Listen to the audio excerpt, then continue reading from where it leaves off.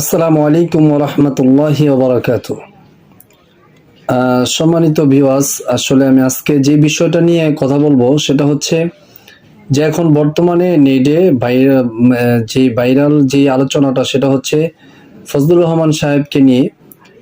আগে তার বক্তব্যগুলি শুনি, তারপরে আমি আলোচনা করব। আগে তার বক্তব্যগুলো শুনি, আর পুরো ভিডিওটা শুরু থেকে শেষ পর্যন্ত সবাই দেখবেন, এটা আপনাদের কাছে আমার রিকোয়েস্ট আর কি। আসুন আমরা তার আগে বক্তব্যগুলি শুনি। যিনি বলেছেন আমার জানাজা পড়বেন না, উনি তো আমার আগেও আল্লাহ ওনাকে নিয়ে যেতে পারে। আমার সেই আল্লাহকে পাওয়ার পথে আমার একটা রাস্তা আছে, সেই রাস্তাটা হলো আহলে সুন্নাত ওয়াল জামাত। এইটা আলেম যাদেরকে বলেন, যারা এইসব কথা বলছে তারা জামাতের লোক, তারা জামাতের লোক। আলেম ওলামাকে আমি মাথার উপরে রাখি। হ্যাঁ, আর জানাজা পড়ানোর যে ব্যাপারটা তারা কি নির্দিষ্ট করে ফেলছে, যেমন বেহেশতে টিকিট দিয়ে দিয়েছিল ইলেকশনের আগে, তারা কি নির্দিষ্ট করে ফেলছে যে আমার আজকেই কবে মরণ হইব, এটা নির্দিষ্ট করছে কিনা তারা? যিনি বলেছেন আমার জানাজা পড়বেন না, উনি তো আমার আগেও আল্লাহ ওনাকে নিয়ে যেতে পারে, ওনার আগে নিয়ে যেতে পারে। তবে আমি আল্লাহ রসুলে বিশ্বাসী মানুষ, আমি কোরআনে বিশ্বাসী মানুষ, আমি সেই আল্লাহ রসুল এবং কোরআন আমার দিনের নবী সাল্লাল্লাহু আলাইহি সাল্লামকে স্মরণ রেখে আল্লাহর নামে আমি বলছি, আমার মৃত্যু যদি হয় মৃত্যুর আগেই আমি।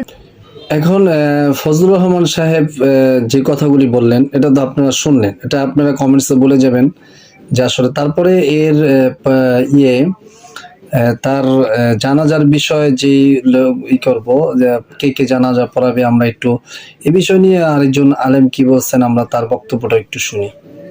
বীর মুক্তিযোদ্ধা অ্যাডভোকেট ফজলুর রহমানের জানাজা নবীর দুশমনরা পড়ার দরকার নাই, তার জানাজা পড়বে আশিক রাসূল সুন্নি আলেমরা, ঠিক কিনা বলে? ফজলুর রহমান সাহেব আমাদের অত্যন্ত শ্রদ্ধার, অত্যন্ত ভালোবাসার তরিকতপন্থী লোক। বলা হচ্ছে যে ওনার জানাজা নাকি কেউ পড়াবে না।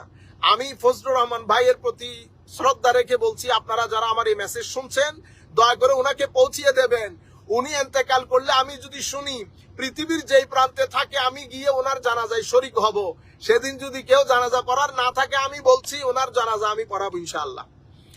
কওমিদের একজন দেড়বেটারি মৌলবী সে ফতোয়া দিয়েছে যে এই ব্যক্তি মারা গেলে তার জানাজার নামাজ কোনো আলেম পড়াতে পারবে না, যে পড়াবে সে আলেমের দুশমন। বুকে যদি ওনার জানাজা কেউ না পড়ায়, আমি সৈয়দ আহমদুল হক মাইজ ভান্ডারী তার জানাজা পড়াবো।